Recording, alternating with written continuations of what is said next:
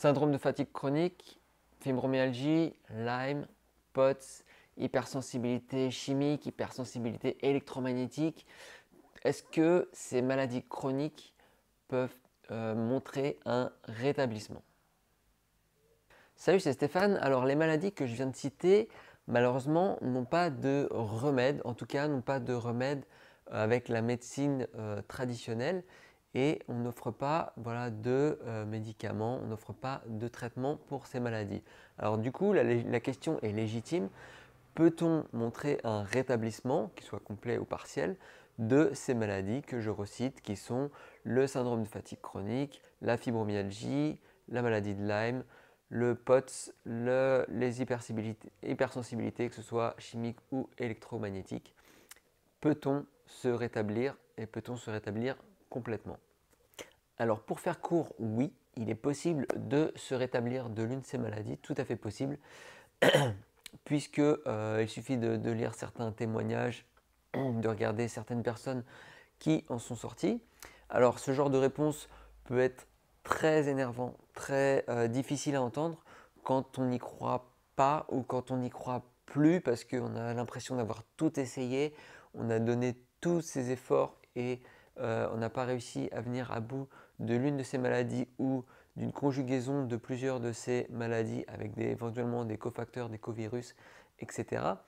Et donc c'est difficile d'entendre que le rétablissement est possible et pourtant il l'est, comme nous allons le voir dans cette vidéo.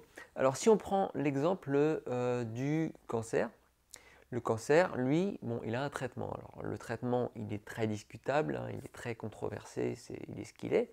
Mais admettons que vous ayez un cancer et puis vous enduriez une chimiothérapie.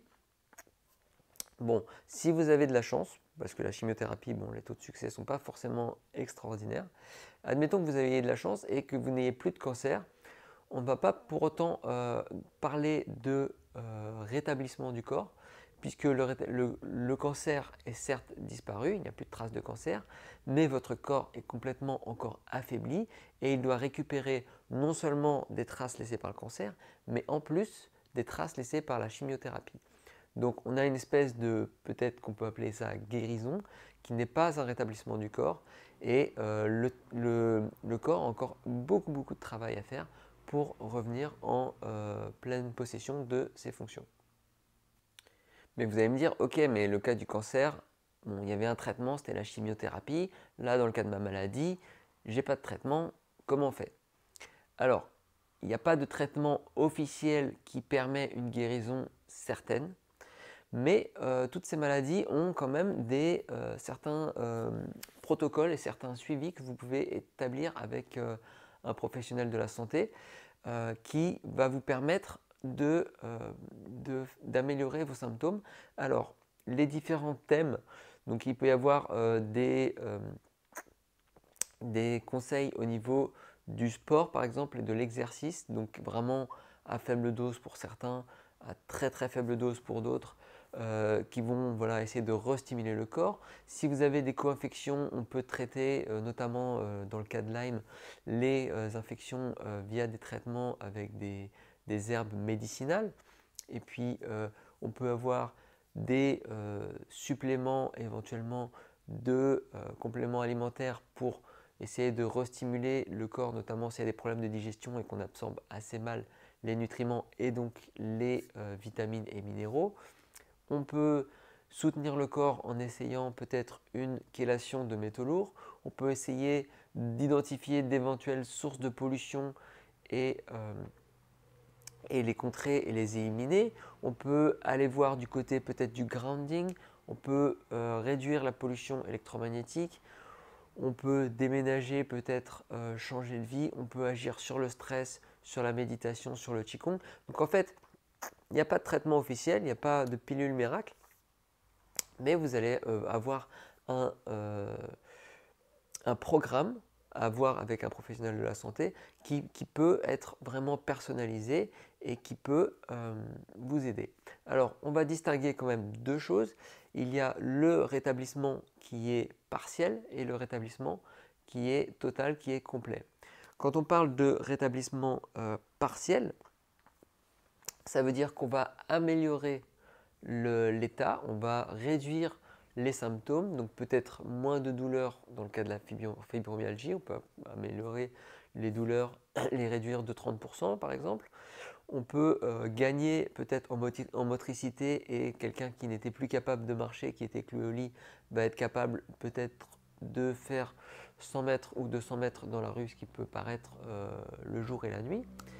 Et pourtant, ce n'est pas un rétablissement complet où là, on a vraiment une réduction des symptômes qui va de 90% à 100%. Et là, on revient vraiment, dans le cas du rétablissement complet, dans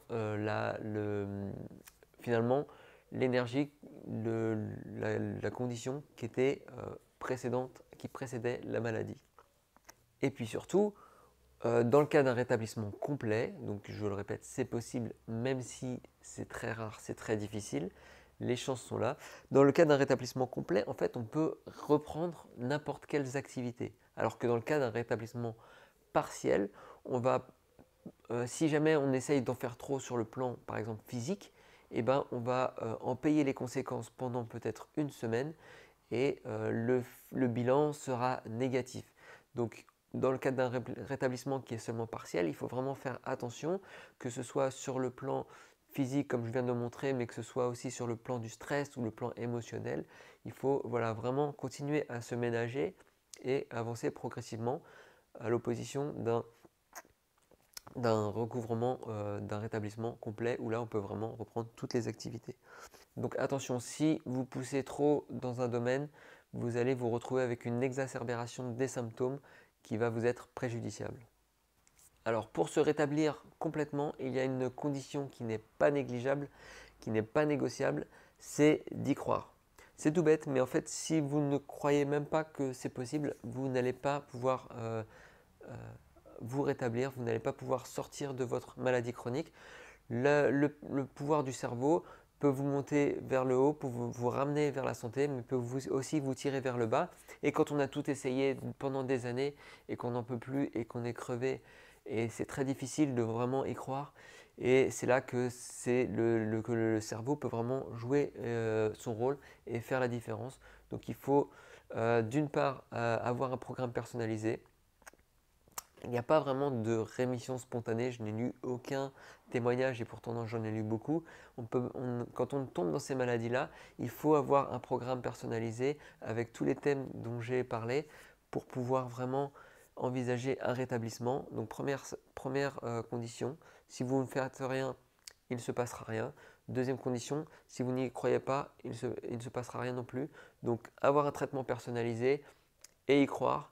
Et c'est les deux conditions qui vont faire que peut-être, et seulement peut-être, car c'est encore assez rare, vous pouvez envisager un rétablissement complet. Voilà, donc c'est vraiment très difficile d'entendre que c'est possible quand on a tout essayé et quand on est au fond du gouffre. Ne perdez pas espoir, le rétablissement est possible. Essayez peut-être d'autres choses, d'autres domaines, des choses qui vous parlent plus. Essayez peut-être de déménager, de prendre, je ne sais pas. Je n'ai pas de solution universelle puisque comme je l'ai dit, la réponse, le traitement, le suivi doit être personnalisé. Voilà, je vous souhaite vraiment un gros et bon courage et bon rétablissement. En complément, je vous invite à vous inscrire à mes mails privés dans lesquels je vous partage à la fois mes articles de blog, mes vidéos et aussi toutes mes découvertes et avancées personnelles. Voilà, salut!